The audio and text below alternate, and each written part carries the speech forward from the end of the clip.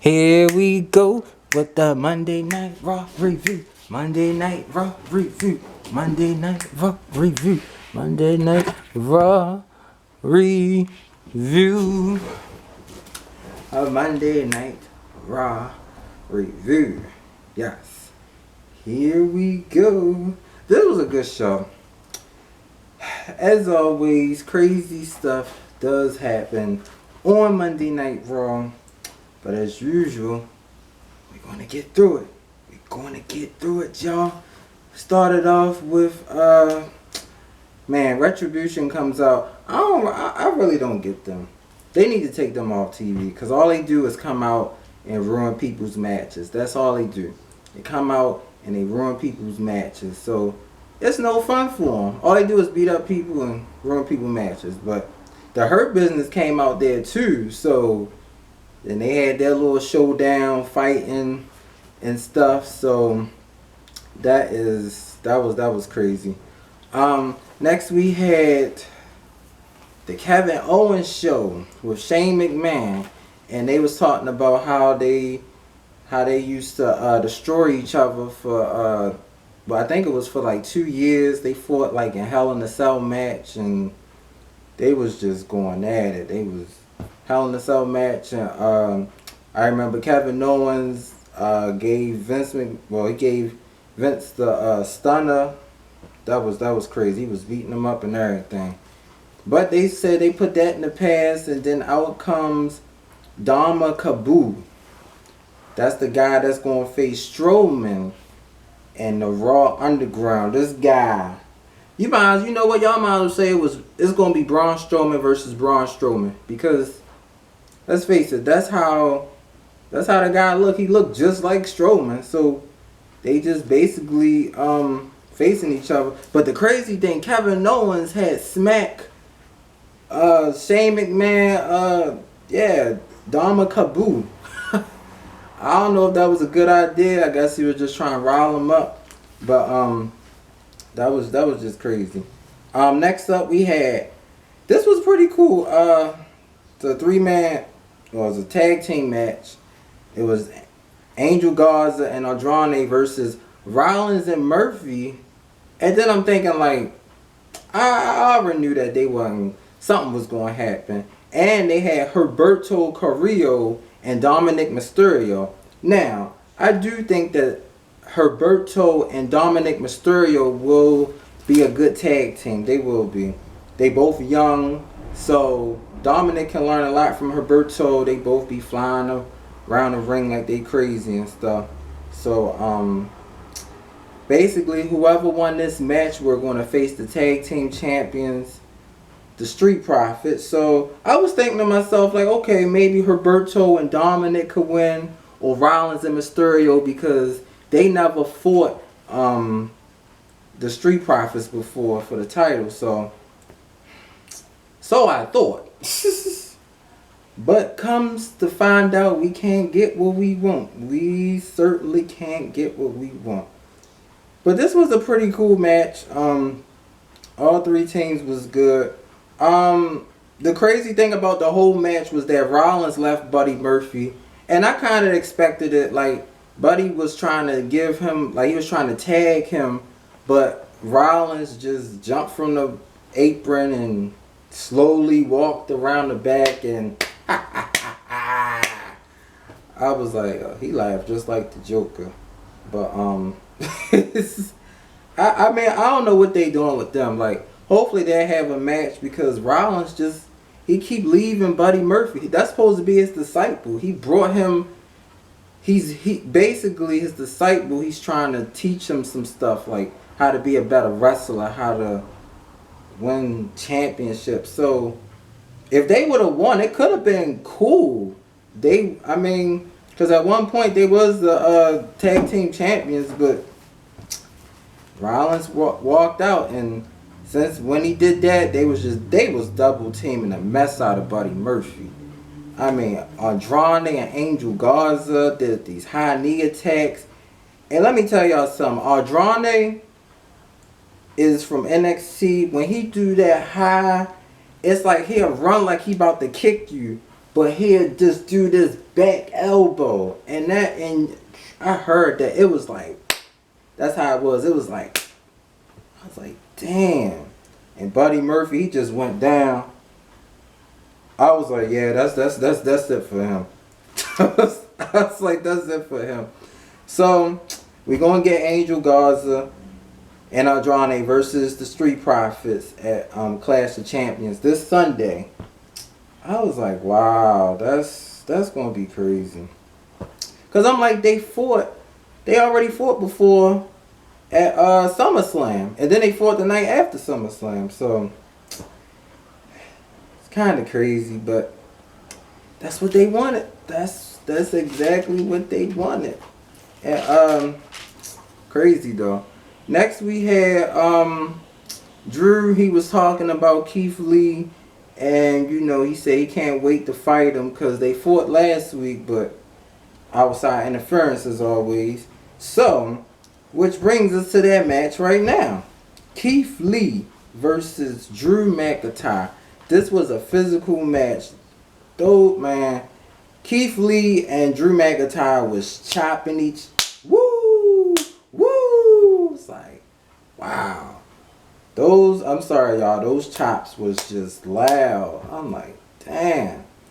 And then the crazy thing about it, Drew McIntyre, like, he has like a fractured jaw or something going on with his jaw, because I guess after Randy Orton punted him 3 times in the head and them RKOs, so I don't know if he's gonna be 100% for Clash of Champions, but he kept on fighting though. I give him credit. Look, you got a fractured jaw, like, and I could tell he wasn't really Drew McIntyre, because like he kept holding his jaw and he was just like, but he just kept fighting.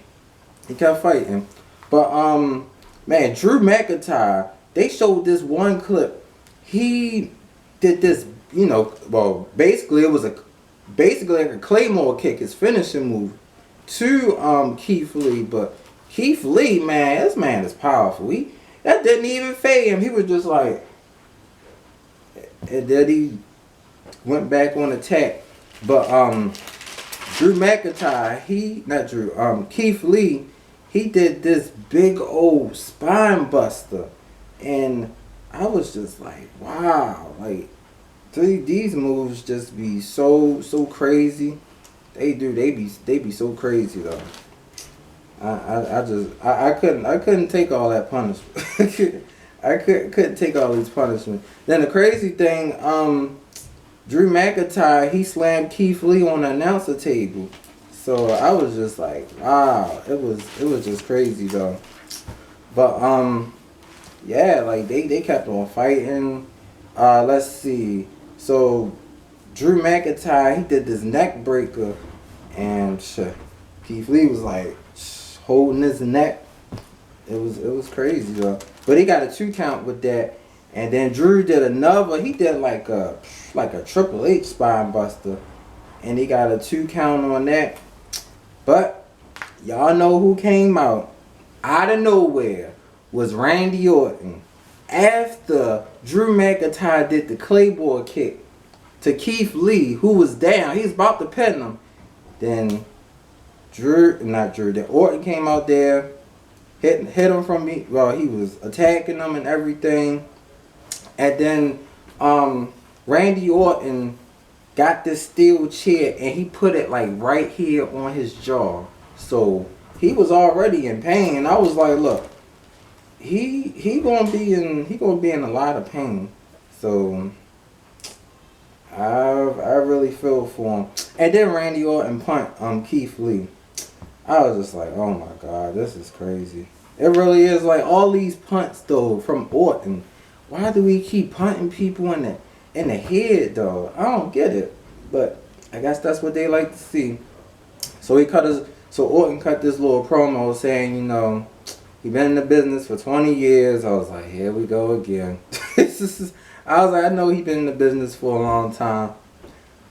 He's going for his 14th World Championship.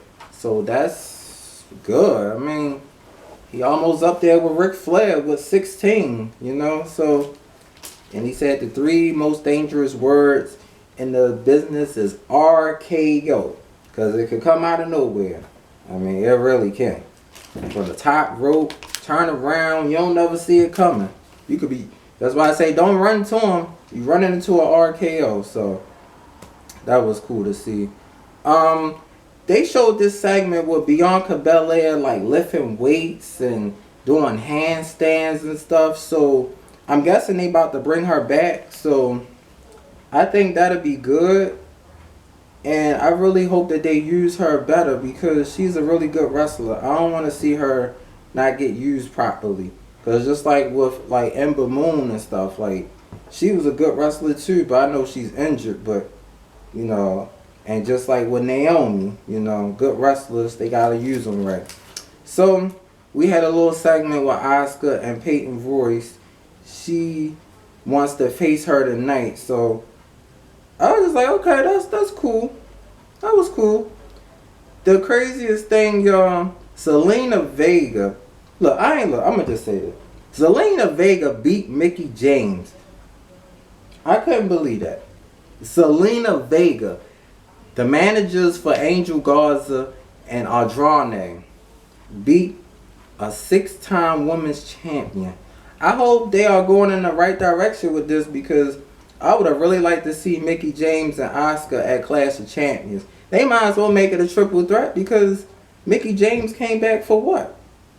Like, it's not right though. It's really not. It's not fair because Mickie James, she trained hard to come back to wrestling and to get in ring shape. And for her to lose to Zelina Vega though, I mean, I ain't knocking Zelina Vega, but it's just like Mickie has beat some of the most greatest women's champions ever, like Trish Stratus, Victoria. She stood toe to toe with Beth Phoenix, like, and of course you know Lita. So I don't know. I was just really shocked about that. I'm still shocked about that, as y'all can see.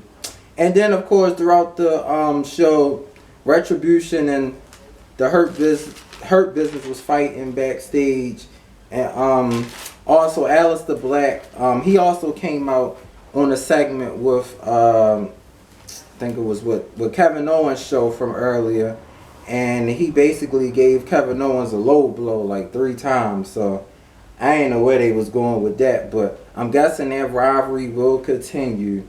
All these low blows is crazy. Then we had Seth Rollins coming out talking about Rey Mysterio family. This was crazy. Like, they really making this personal because now Rollins was like, Rey is not the father of Dominic Mysterio. I was sitting there like, this for like watching Mari's show, like, you're not the father. You know, like, it's, I don't know. I just think they doing too much with this. So Rey's daughter, Aaliyah, she left from, like, they was all like in the front stage. So when Rollins told her that, she just looked at Rey and just went to the back, and I guess she left out the arena. So I don't know what they doing with that. I was like, why? Like, I really want this Rollins and Mysterio thing to end because Seth Rollins is a good heel. Don't get me wrong. He's a good heel, but it's nice if he could just be a heel that could just go for titles, or if he just going to cheat to win titles, you know, something like that. But hopefully they'll give him something different. And next we had this crazy little short match. Basically, Nia Jax put Lana. Well, first of all, Shayna Baszler made Lana tap out. And it was like the same thing from last week. So I was like, I don't get that. But then Lana got put through a table yet again.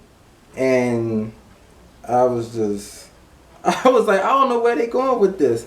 So, I don't know. It's supposed to be, damn no. It's supposed to be, what was it? Lost my train of thought. Not trying to lose my train of thought. It's supposed to be Nia Jax and Shayna versus the Riot Squad. Lost train of thought. At Night of Champions for the Women's Tag Team Championship. But I don't know. I really think Nia and Shayna are just going to dominate like they did tonight. So I don't know why they would let Nia put Lana through a table twice. It just, I don't know. It was just kind of crazy. And next we had let me tell y'all this. That big guy Dabba-Kato fought Strowman in the Raw Underground. So Raw Underground is like basically they be boxing. It's just like a whole bunch of boxing. They got like a little short ring and stuff. Like just feel like it's like downstairs or whatever. So they started fighting and stuff, and Strowman hit this right hand on Dabba-Kato, and he was like, he was out. I'm telling. And then Strowman got on top. Strowman, he was just Strowman was just dominant. He did that one right hand, and then that was just it. So I was like, dang, like for all the hype they built up last week would have been better because they was already fighting. This week just felt like a 2-second match. So I ain't really get that though. But it was still cool though. But Strowman is powerful though. So we gotta give it to Strowman. Strowman is the only guy I could say that stood toe to toe. Well, I mean, I know a lot of people has, but he really stood toe to toe with Lesnar, and man, you can stand toe to toe with Lesnar, and he was dominating him for a little while, but it was just crazy. But next we had Asuka and versus Peyton Royce. This was a pretty cool match. I don't think Peyton Royce is ready for Asuka though. Like Asuka been undefeated in NXT for so long until she lost to Charlotte. But this was still a good match though. It's just Peyton Royce, she just came out of a tag team with Billie Kay. They was the Iconics, so they should probably start her off a little slower, but she had a good match with Asuka until Zelina Vega came out and she slapped Asuka again. I said, all the things she's doing is firing her up because I believe that match at Clash of Champions is just going to be like that. Going to be 2 seconds. Asuka do this Asuka lock where she had you literally like this and you like, it's no way out of it. So it was just crazy.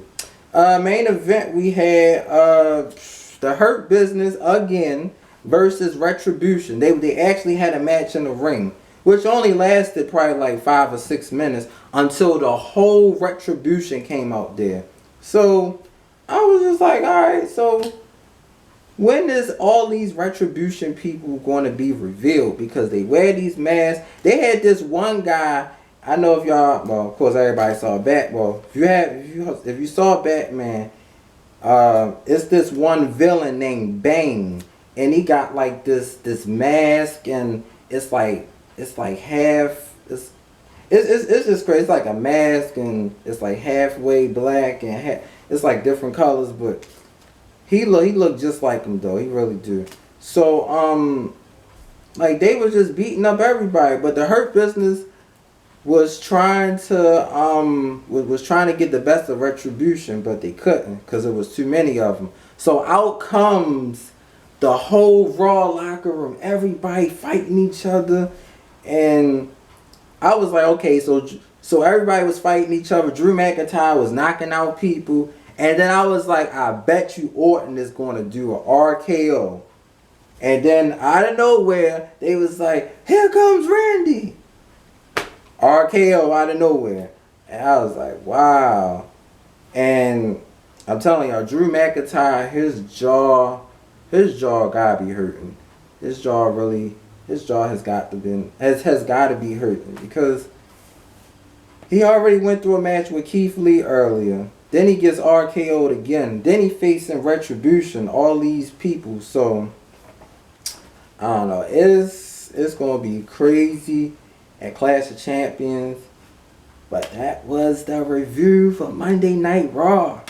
Sorry, I know I stumbled a little bit on the Nia Jax and Lana thing, but I couldn't even get that out. I'm sorry, y'all, but I'm still shocked that Zelina Vega is going to face Asuka at Clash of Champions. Like, I don't think she's ready for Asuka. I really don't. I just think it's going to be a quick match, though. But we will see. Hope y'all enjoyed the review. Thank y'all for watching. And until next time, woo!